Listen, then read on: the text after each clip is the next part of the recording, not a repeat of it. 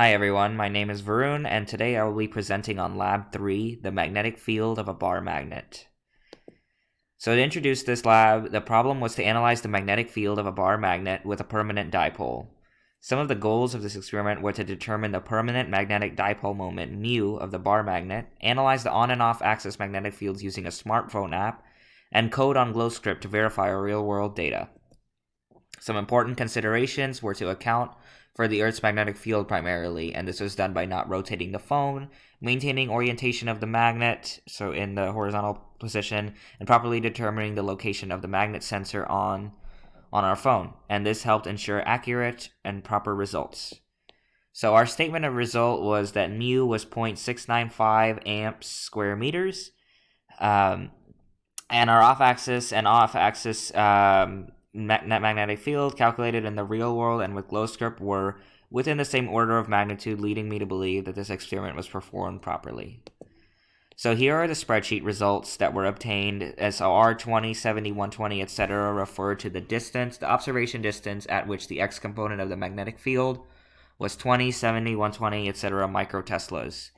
So as shown here, it's very clear that this relationship is not linear, rather it is exponential, and this is confirmed by the information provided to us, and that told us that the relationship was kr to the n. So to turn that exponential relationship into a linear one that is easier to analyze, we took the natural log of both r and the x component of the magnetic field.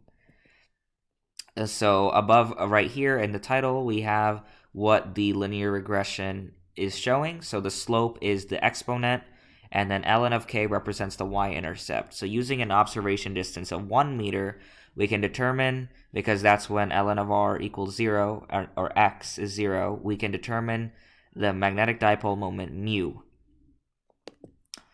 The next thing that was done was to look at dperp, which is where the x component of the magnetic field read 100 microteslas.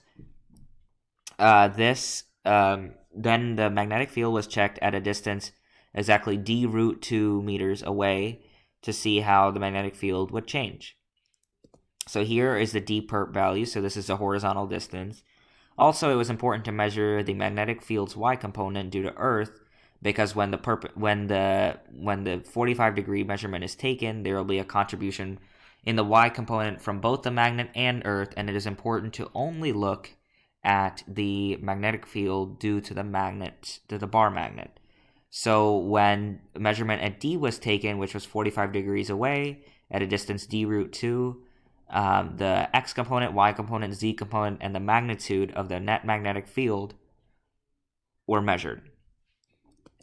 So, and then this was put into GlowScript, GlowScript encoded, so the orange arrows are on-axis values, and as you can see, they are twice as long and in the opposite direction of the off-axis perpendicular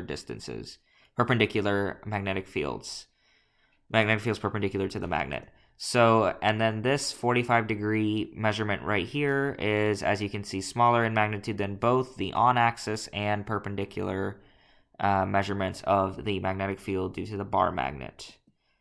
And so here is just some of the statements of result. So as you can see, the off-axis perpendicular magnetic field is exactly half and in the opposite direction of the on-axis magnetic fields, as shown in the picture before.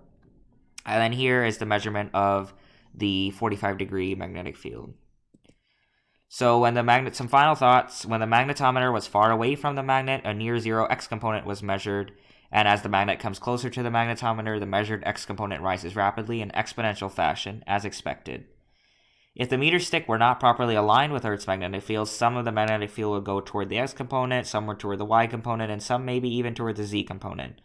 The entire picture would not be able to be captured solely by looking at the x component. Rather, a more complex analysis involving all the components of the magnetic field would be required to get the full picture. If we had a second equivalent magnet attached to the first, I would expect my magnetic dipole moment calculated to roughly double. This is essentially due to the principle of superposition.